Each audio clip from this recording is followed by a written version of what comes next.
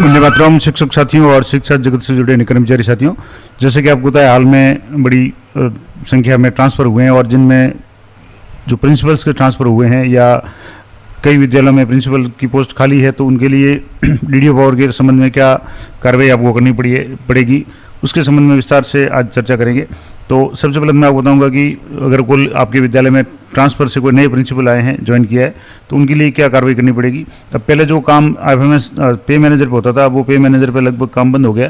फिर भी आप रजिस्ट्रेशन करवाना चाहते हो बात लगे, बाकी सारा काम अब टी बिल समेत IFMS 3.0 पे आ गया है।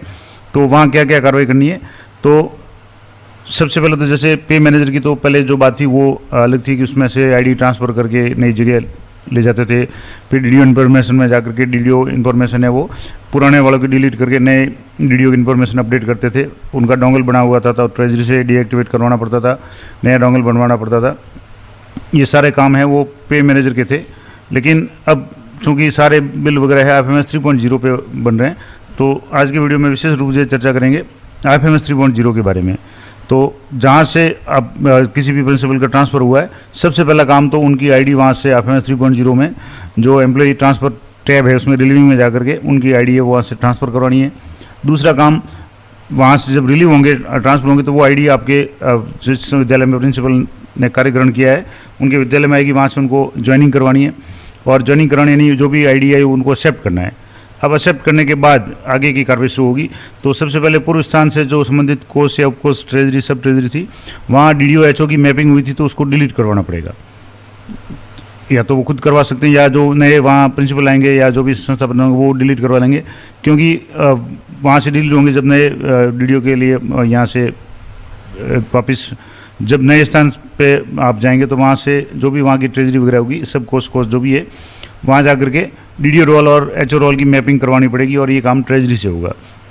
तो इसके लिए लेटर जो भी है वो ट्रेजरी को देना पड़ेगा, जिसमें वो डीडीओ रोल और एचओ रोल मैपिंग करेंगे ट्रेजरी के द्वारा। और तभी आपके कार्यालय में या जो आपके उनकी जो SSO ID है जिसमें IFMS 3.0 पे डीडीओ रोल और एचओ रोल शो होगा और संबंधित जो भी विद्यालय वगैरह वो शो होंगे, उनके कार्मिक वगैरह शो होंगे। अब मैपिंग हो गई ट्रेजरी से, उसके बाद जो है IFMS 3.0 पे ट्रेजरी से पूर्व प्रिंसिपल जो अगर मान लो यहाँ थे या आपके जिसके भी पास डीडीओ पावर थे उनका डोंगल है वो डीएक्टिवेट करवाना पड़ेगा। और जो भी नए प्रिंसिपल साहब आए हैं उनका डोंगल है वो रजिस्टर करवाना पड़ेगा, एक्टिवेट करवाना पड़ेगा, ताकि जहाँ OTP या DSC की जरूरत पड़ेगी वो वहाँ काम आ जाए। और यदि PO है तो एक और काम करना पड़ेगा। जो डीडीओ मैपिंग में डीडीओ रोल और एचओ रोल तो हो गई, लेकिन PO है और अधीनस्थ स्कूल है और वहाँ PD एड के जो भी कार्मिक वगैरह है तो उनके लिए संबंधित स्कूल के लिए जो भी CBO ऑफिस कार्यालय से वहाँ से सब डीडीओ की IFMS 3.0 पे मैपिंग करवानी पड़ेगी। तो सब डीडीओ मैपिंग भी है वो करवानी पड़ेगी, क्योंकि PD एड वालों के लिए जो PO होते हैं वो सब डीडीओ होते हैं, उनके डीडीओ है वो CBO होते हैं। तो इस तरीके से आपको ये सब डीडीओ रोल भी वहाँ मैप करवाना पड़ेगा ताकि PD एड के कार्मिकों की सैलरी वगैरह बने, उनकी जो भी डिटेल्स वगैरह वो अपडेट कर सकें। इसके बाद आप IFMS 3.0 पे काम कर सकते हैं। अब एक और समस्या भी कई बार आती है कि जैसे नए प्रिंसिपल साहब ज्वाइन कर लिया और बिल फॉरवर्ड करते समय उनका एचओ रोल वो भी शो हो गया, डीडीओ रोल भी हो गया, डीडीओ रोल में बिल भी शो हो रहे हैं, लेकिन उसके बाद में जब बिल फॉरवर्ड करते हैं, जैसे आज 22 तारीख है तो कल हो सकता है आज देर रात तक या कल तक बिल प्रोसेस हो जाएंगे। उसके बाद बिल चेक करके जब फॉरवर्ड करेंगे तो हो सकता है प्रिंसिपल साहब के मोबाइल पे OTP नहीं आ रहा हो, तो आप जो भी आपके ट्रेजरी है वहाँ से संपर्क करके जो नए प्रिंसिपल है उन्हें as a DDO mobile number को IFMS 3.0 पे अपडेट करवाना पड़ेगा। तो ये काम ट्रेजरी या सब ट्रेजरी जो भी आपके हो वहाँ से होगा। एक और इम्पोर्टेंट काम जो कई लोगों के जो दूसरा समस्या आ गई है कि जहाँ प्रिंसिपल थे अब उनका ट्रांसफ़र हो गया और वहाँ कोई प्रिंसिपल नहीं है। अब इसके लिए या तो संबंधित विद्यालय के जो भी व्याख्याता वगैरह है अगर उस विद्यालय में मौजूद है तो उनके पास 03 पावर लाने पड़ेंगे, या आपके आसपास के जो भी विद्यालय में प्रिंसिपल है उनसे रिक्वेस्ट करके उनके नाम से 03 पावर है वो लाने पड़ेंगे। उसका क्या प्रोसेस रहेगा, तो उसके लिए आपको साला दर्पण पे एक मॉड्यूल दिया हुआ है 03 पावर का, तो वहाँ सारी डिटेल्स भर करके आप सबमिट करेंगे तो वो लेटर आगे CBO या DO से फॉरवर्ड होकर के बीकानेर से 03 के पावर आएंगे। और 03 के पावर आने के बाद में आपको जो भी 03 पावर है उसका संबंधित जो जिसके नाम से आए उनका कार्यकरण आदेश, ये सारी चीज़ें वापस आपको ट्रेजरी भेज करके वहाँ से डीडीओ और एचओ रोल है वो उनके SSO ID में मैप करवाना पड़ेगा। चूँकि प्रिंसिपल अगर सीधे नियुक्त होते हैं तो उनको तो 03 पावर की आवश्यकता नहीं होती, लेकिन मान लो प्रिंसिपल नहीं है और किसी अन्य को या आसपास के विद्यालय के प्रिंसिपल साहब को या विद्यालय स्थानीय विद्यालय के अगर मान लो व्याख्याता वगैरह उनके लिए 03 पावर लाने है तो आपको 03 पावर पहले प्राप्त करने होंगे। उसके लिए आपको प्रोसेस शाला दर्पण पोर्टल पर उपलब्ध है। मैंने पिछले कुछ दिनों पहले एक वीडियो भी बनाया था जिसमें बताया था कि 03 पावर के लिए कैसे अप्लाई करेंगे। तो शाला दर्पण लॉगिन से ये आप काम कर सकते हैं। अब इसके बाद में एक और काम करना है SIPF डिपार्टमेंट से।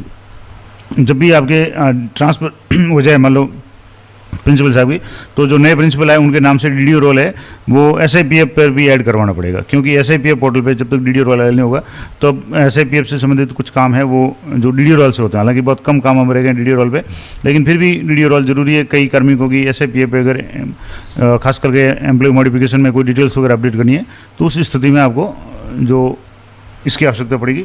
तो ये SIPF ऑफिस में संपर्क करके वहाँ से DDO रोल है वो SIPF पोर्टल पे भी ऐड करवाना पड़ेगा। तो ये तो कुछ चीज़ें हुई। अब मैं आपको कुछ फॉर्मेट्स बता देता हूँ। हालांकि ये फॉर्मेट कुछ पुराने हैं, लेकिन लगभग यही फॉर्मेट है। एक फॉर्मेट तो ये है कि जैसे डिजिटल साइन डीएक्टिवेट कराने का और एक्टिवेट कराने का। तो जैसे मान लो नए प्रिंसिपल आते हैं, उनका पुराना जो प्रिंसिपल उनके साइन अगर डीएक्टिवेट करवाने हैं और नए हैं उनके साइन एक्टिवेट करवाने हैं, तो इसके लिए आपको जो आपके स्कूल का कार्यालय का जो लेटर पैड है उस पर एक लेटर लिखना है और श्रीमान कोषाधिकारी, उप कोषाधिकारी, ट्रेजरी, सब ट्रेजरी जो भी आपके लागू होती हो उनके नाम से लिखना है। और जिसमें लिखना है कि कार्यालय के आहरण वितरण अधिकारी के रूप में विपत्रों पर डिजिटल हस्ताक्षर हेतु अधिकृत अधो हस्ताक्षरकर्ता का। अब जैसे पे मैनेजर तो लगभग बंद हो गया, तो आप यहाँ IFMS 3.0 कर लें। उसमें आपको DDO कोड, ऑफिस ID, आहरण वितरण अधिकारी का नाम, पद पे कार्यकरण और मूल प्रतिष्ठान कहाँ है वो 03 पावर। उसके बाद में 03 पावर अगर पहले से किसी अन्य का है तो वो इसकी ये दूसरा ये तो जो डीएक्टिवेट करवाने का कारण है कि उनकी ट्रांसफ़र हो गई वगैरह, तो उनका जो भी नया पद है वो आपको लिखना, ताकि पता चल जाएगा कि वो किसी और जगह गए। तो इसके लिए ये डीएक्टिवेट हो जाएगा, तो उनके डिजिटल हस्ताक्षर डीएक्टिवेट हो जाएंगे। अब जो नए प्रिंसिपल आते हैं उनके हस्ताक्षर है उनको सक्रिय या सत्यापित कराना है। उसके लिए भी ये सेम फॉर्मेट, थोड़ा सा लैंग्वेज अलग हो जाएगी। जिसमें एक्टिवेट करवाना तो इसमें DDO कोड, ऑफिस ID वगैरह, इस पद पे कब कार्यकरण किया, और आपको साथ में इनके कार्यकरण आदेश जो भी हो वो साथ में लगाना है। और शाला दर्पण वगैरह से जो ज्वाइनिंग निकलती है वो भी आप साथ लगा दें, ताकि कोषागार से ये काम जल्दी हो जाए। और वहाँ से इनके साइन को या डिजिटल साइन को डोंगल को एक्टिवेट करवाना पड़ेगा। तो ये पूरा प्रोसेस है। अब इसके लिए और भी कुछ मैं फॉर्मेट्स बता देता हूँ और ये फॉर्मेट्स आपको दे दूँगा। अब जैसे नमूना हस्ताक्षर वाला ये काम पहले होता था, आजकल डिजिटल साइन होते हैं तो इसकी ज़रूरत नहीं पड़ती। पहले जो भी आहरण वितरण अधिकारी उनके साइन होते थे और जो पहले से आहरण वितरण अधिकारी है वो उनके साइन को वेरीफाई करते थे और DDO की सील वगैरह लगती थी। ये तो काम बाद में बंद हो गया, लगभग ज़रूरत नहीं है। लेकिन अगर आहरण वितरण अधिकारी परिवर्तन करना है आपके, तो क्या क्या चीज़ें चाहिएगी, तो इसके लिए आपको एक तो पूर्व DDO के स्थानांतरण आदेश, सेवानिवृत्ति आदेश साथ में लगाना है। उसके बाद में नए DDO आए हैं उनके स्थानांतरण आदेश और कार्यकरण आदेश या 03 पावर का जो भी आदेश है वो साथ में लगाना है। अगर मान लो प्रिंसिपल है तो 03 पावर की आवश्यकता नहीं है, लेकिन अन्य किसी के नाम से 03 पावर आपने लाए हैं तो वो साथ में लगाना पड़ेगा। उसके बाद में नमूना हस्ताक्षर, ये पहले था। पे मैनेजर के DDO इन्फॉर्मेशन वगैरह ये पहले थी, अब जरूरत नहीं है।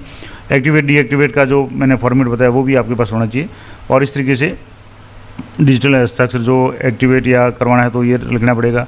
डिजिटल हस्ताक्षर मैपिंग करवानी है तो इस तरीके से ये फॉर्मेट है, मैं आपको टेलीग्राम चैनल पर दे दूंगा। तो ये पूरे प्रोसेस मैंने आपको एक एक करके बता दिया कि किस तरीके से आप, अगर आपके विद्यालय में जो भी प्रिंसिपल साहब है या उनका ट्रांसफ़र हो गया तो दो कंडीशन हो सकती है। एक तो वहाँ दूसरे प्रिंसिपल आ गए हैं तो काम थोड़ा सा सरल हो जाएगा, और अगर दूसरे प्रिंसिपल नहीं आए हैं तो आपको किसी अन्य व्याख्याता या पास के विद्यालय के प्रिंसिपल साहब से रिक्वेस्ट करके उनके नाम से DDO जैसे 03 पावर लाने पड़ेंगे। तो पहले आपको 03 पावर का प्रोसेस करना पड़ेगा। 03 पावर का आदेश आ जाए, उस आदेश को साथ में लगा करके संबंधित जो भी लेक्चरर या अन्य जो DDO है उनके डिटेल्स आपको ट्रेजरी भेजनी पड़ेगी, तो वहाँ से मैपिंग होगी। ये पूरा प्रोसेस मैंने आपको बता दिया। और इसमें अब विलम्ब नहीं करें, क्योंकि आज जैसे 22 तारीख हो चुकी है और जहाँ अभी तक ये बिल वगैरह की समस्या है तो हो सकता है इस महीने बिल की समस्या हो जाए। तो जल्दी अप्लाई करेंगे तो 03 पावर आ जाएंगे, और 03 पावर आते ही आप ट्रेजरी से संपर्क करके 30 तारीख तक आप बिल भेजेंगे तो भी आपके 31 तारीख इस महीने में, जुलाई में, तो 31 तक बिल भेजेंगे तो भी आपकी कोई समस्या नहीं होगी, क्योंकि बिल है वो 1 अगस्त को ही पास होंगे। तो आप आराम से काम कर सकते हैं, अभी भी काफ़ी दिन है। तो ये पूरा प्रोसेस मैंने आपको बता दिया। आशा करता हूँ ये सारी जानकारी आप लोगों को रहेगी। जानकारी अच्छी लगे तो वीडियो को लाइक करें, शेयर करें। तो मिलते हैं नेक्स्ट वीडियो में, तब तक जय हिंद, जय भारत।